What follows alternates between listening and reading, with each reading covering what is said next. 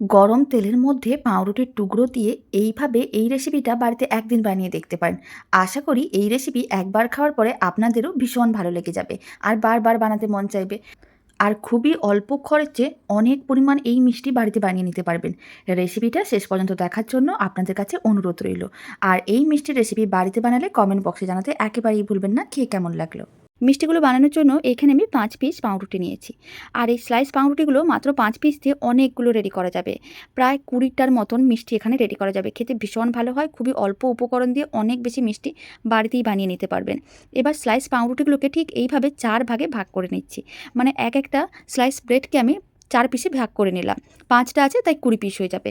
আপনারা চাইলে সাইডের লাল অংশগুলো কেটে বাদ দিয়ে দিতে পারেন। তবে লাল অংশগুলো থাকলে খেতে বেশ ভালোই লাগবে। তাই লাল অংশগুলো কেটে বাদ দিলাম না। এইভাবে সমস্ত পাউরুটিগুলোকে টুকরো করে কেটে নিয়েছিলাম। একটা কড়াইয়ের মধ্যে নিয়ে নিলাম বেশ কিছুটা পরিমাণ সাদা তেল। তেলটা দিয়ে দেওয়ার পরে ফ্লেমটা মিডিয়াম টু হাইতে করে দিতে হবে আর খুব ভালো করে গরম করে নিতে হবে। যখনই দেখবেন তেলটা খুব ভালো করে গরম হয়ে গেছে, বেশ কয়েকটা পাউরুটির টুকরো গরম তেলের মধ্যে দিয়ে দিতে হবে। আর পাউরুটির টুকরোগুলোকে উল্টে পাল্টে লাল লাল করে ভেজে নিতে হবে। এবার আপনাদের মনে হতে পারে তেলের মধ্যে পাউরুটির টুকরোগুলো দিলে অনেক বেশি তেল শোক করে নেবে। তবে না, যখনই পাউরুটিগুলো বেশ লাল লাল হয়ে ভাজা হয়ে যাবে তেল কিন্তু শোক করবে না, যেমন তেলকে তেমনই থাকবে। আর পাউরুটিগুলো অনেক বেশি মচমচে হয়ে ভাজা হয়ে যাবে। এখানে আমি পাউরুটিগুলোকে একেবারে লাল করে ভাজবো না, হালকা গোল্ডেন ব্রাউন করে ভেজে নিতে হবে। প্রথমে 2 মিনিট এইভাবে রেখে দিয়েছিলাম, এবার একটু উল্টে পাল্টে নিতে হবে। আপনারা দেখুন হালকা লাল কালার চলে আসছে। এখন এইভাবে উল্টে পাল্টে পাউরুটির টুকরোগুলোকে লাল করে ভেজে নিতে হবে, মানে গোল্ডেন ব্রাউন করে ভাজতে হবে। একেবারে হালকা গোল্ডেন ব্রাউন, ডার্ক করে ভাজার দরকার নেই। তাহলে মিষ্টিগুলো কিন্তু নরম তুলতুলে হবে না। তাই এইভাবেই হালকা লাল করে ভেজে নিতে হবে। এতে দেখতেও ভালো লাগবে, খেতেও ভালো লাগবে আর অনেক বেশি নরম তুলতুলে হবে। খুব কম সময়ের মধ্যে রেডি হয়ে যায়, খেতে দারুণ লাগে। আপনারা দেখুন হালকা গোল্ডেন ব্রাউন করে ভেজে নিয়েছিলাম। এখন ভেজে নেওয়া পাউরুটির টুকরোগুলোকে তুলে নিতে হবে। আর এইভাবে কিন্তু হালকা লাল করে ভাজতে হবে, খুব বেশি লাল করে ভাজার দরকার নেই, তাহলে আবার অনেক বেশি মচমচে হয়ে যাবে। তাই এইভাবে হালকা লাল করে ভেজে নিলাম। এবার গরম তেলের থেকে তুলে এক জায়গায় রেখে ঠান্ডা করে নিতে হবে। সমস্ত যে বাকি পাউরুটির টুকরোগুলো আছে একইভাবে গরম তেলের মধ্যে দিয়ে দেবো আর উল্টে পাল্টে লাল লাল করে ভেজে নিতে হবে। ফ্লেমটা হাইতেই করে দিলাম। লো ফ্লেমে কিন্তু ভাজা যাবে না, হাই ফ্লেমে পাউরুটির টুকরোগুলো দিয়ে ভাজবেন, তাহলে কিন্তু তেলটা শোক করবে না। এইভাবে হাই ফ্লেমে রেখে পাউরুটির টুকরোগুলো দিয়ে দিতে হবে আর উল্টে পাল্টে লাল লাল করে ভেজে নিতে হবে। একইভাবে ফ্লেমটা মিডিয়াম টু হাইতেই করে দিলাম। এখন পাউরুটির টুকরোগুলোকে বেশ লাল লাল করে ভেজে নিচ্ছি, তারপরে আমি আপনাদের দেখাচ্ছি। একইভাবে পাউরুটির টুকরোগুলোকে উল্টে পাল্টে লাল লাল করে ভেজে নিয়েছিলাম। এবার তুলে আমি এক সাইডে রেখে দিচ্ছি। সমস্ত পাউরুটির টুকরোগুলোকে লাল লাল করে ভেজে নেওয়া হয়ে গেছে। এবার এক সাইডে রেখে দিতে হবে।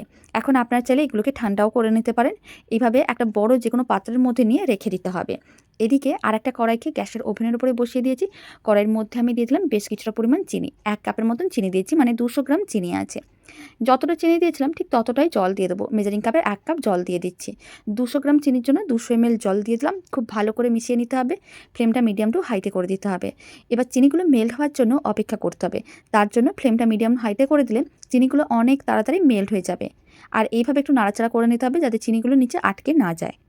প্রায় 2 মিনিট মিডিয়াম টু হাই ফ্লেমে রেখে দিয়েছিলাম। আপনারা দেখুন চিনিগুলো মেল্ট হয়ে গেছে। এখন চিনির শিরাটাকে 2 থেকে 3 মিনিট আরও হাই ফ্লেমে কিছুক্ষণ ফুটিয়ে নিতে হবে, যাতে চিনির শিরাটার মধ্যে একটু চিটচিটে ভাব চলে আসে আর শিরাটা একটু যাতে ঘন হয়ে যায়। তার জন্য আরও 2-3 মিনিটের মতন চিনির শিরাটাকে খুব ভালো করে ফুটিয়ে নিয়েছিলাম। চিনির শিরা একেবারেই রেডি। এবার ফ্লেমটা অফ করে দিতে হবে। আর এই গরম গরম চিনির শিরাটা ভেজে রাখা সমস্ত পাউরুটির টুকরোগুলোর ওপরে দিয়ে দিতে হবে। এতে পাউরুটির টুকরোগুলো ভালো করে চিনির শিরাটা সোক করে নেবে আর বেশ নরম তুলতুলে হয়ে যাবে। তাই এইভাবে সমস্ত চিনির শিরাটা দিয়ে দিতে হবে। আর পাউরুটির টুকরোগুলোকে একটু উল্টে পাল্টে দিতে হবে। সমস্ত পাউরুটির টুকরোগুলোকে এইভাবে একটু উল্টে পাল্টে নিচ্ছি। চিনির শিরাটা খুব ভালো করে সোক করে নিলে বেশ নরম তুলতুলে হয়ে যাবে। খুব ভালো করে এইভাবে উল্টে পাল্টে নেওয়ার পরে প্রায় 10 মিনিটের মতন এইভাবে রেখে দিতে হবে, যাতে পাউরুটির টুকরোগুলো খুব ভালো করে চিনির শিরাটা শোক করে নেয় আর বেশ নরম তুলতুলে হয়ে যায়। মাঝে মাঝে এইভাবে একবার উল্টে পাল্টে নিতে হবে, যাতে সমস্ত টুকরোগুলো ভালোভাবে চিনির শিরাটা শোক করতে পারে। 10 মিনিট রেখে দিচ্ছি। আর এদিকে একটা কড়াইয়ের মধ্যে আমি 1/2 লিটার দুধ নিয়েছি। দুধটা খুব ভালো করে গরম করে নিতে হবে। তবে এখানে আমি দুধটা আগে থেকে গরম করে নিয়েছিলাম, তাই যখনই দুধটা দেখব হালকা গরম হয়ে গেছে তখন ফ্লেমটা একেবারেই লোতে করে দিতে হবে। আর তার মধ্যে দিয়ে দিতে হবে কিছুটা পরিমাণ গুঁড়ো দুধ। এখানে আমি 50 গ্রামের মতন গুঁড়ো দুধ দিলাম। গুঁড়ো দুধ দেওয়ার কারণে খেতে অনেক বেশি ভালো হয় আর খুব তাড়াতাড়ি মালাইটা রেডি হয়ে যাবে। লো ফ্লেমে গুঁড়ো দুধ খুব ভালো করে মিশিয়ে নিতে হবে। লো ফ্লেমে গুঁড়ো দুধ মেশালে কোনো রকমের দলা থাকে না, তাই খুব ভালো করে লো ফ্লেমে গুঁড়ো দুধটা মিশিয়ে নিতে হবে। গুঁড়ো দুধ খুব ভালো করে মেশানো হয়ে গেছে, ফ্লেমটা লোতে আছে। এখন আমি দিয়ে দিচ্ছি 1 চিমটের মতন কেশর। কেশর দেওয়ার কারণে কালারটা খুবই ভালো আসবে। আপনারা চাইলে দিতেও পারেন, নাও দিতে পারেন। আর আমি দিয়ে দিচ্ছি 50 গ্রামের মতন চিনি। খুব বেশি চিনি দেওয়ার দরকার নেই, যেহেতু গুঁড়ো দুধ দেওয়া আছে। আর যেহেতু আগে থেকে চিনি শিরায় ভেজানো আছে, তাই মালাইটা খুবই কম মিষ্টি করছি। 1 চিমটের মতন আমি দিয়ে দিলাম এলাচ গুঁড়ো। এখন সমস্ত কিছু একসঙ্গে খুব ভালো করে মিশিয়ে নিতে হবে। আমি এখানে এলাচ গুঁড়ো দিয়েছি, আপনারা চাইলে গোটা এলাচ 3-4টেও দিতে পারেন। সমস্ত কিছু একসঙ্গে খুব ভালো করে মিশিয়ে নিতে হবে আর চিনিগুলো মেল্ট হওয়ার জন্য অপেক্ষা করতে হবে। ফ্লেমটা মিডিয়াম টু হাইতে করে দিচ্ছি, এতে অনেক তাড়াতাড়ি চিনিগুলো মেল্ট হয়ে যাবে আর মিশ্রণটাও ভালো করে ফুটে উঠবে, তাই ফ্লেমটা মিডিয়াম টু হাইতে করে দিলাম। প্রায় 2 থেকে 3 মিনিট এইভাবে রেখে দিয়েছিলাম, চিনিগুলো মেল্ট হয়ে গেছে আর আপনারা দেখুন দুধটা ভালো করে ফুটে উঠেছে। এখন কিন্তু এইভাবে 3-4 মিনিটের মতন নাড়াচাড়া করে মিশ্রণটাকে ঘন করে নিতে হবে। ফ্লেমটা মিডিয়াম টু হাইতে রেখেছি আর কন্টিনিউ নাড়াচাড়া করতে হবে। আর যেহেতু গুঁড়ো দুধ দেওয়া আছে, তাই মালাইটা কিন্তু অনেক তাড়াতাড়ি রেডি হয়ে যাবে। 5 মিনিটের মতন খুব ভালো করে মিশ্রণটাকে ফুটিয়ে নিয়েছিলাম। আপনারা দেখুন দুধটা বেশ ঘন হয়ে গেছে আর কেশর দেওয়ার জন্য কালারটাও কিন্তু চেঞ্জ হয়ে গেছে। দারুণ দেখতে, মালাইটা একেবারে রেডি। এর থেকে আর বেশি ঘন করব না, কারণ ঠান্ডা হয়ে গেলে মালাইটা আরও ঘন হয়ে যাবে। এখন ফ্লেমটা অফ করে দিতে হবে আর ফ্লেমটা অফ করে এক সাইডে মালাইটাকে রেখে দিচ্ছি।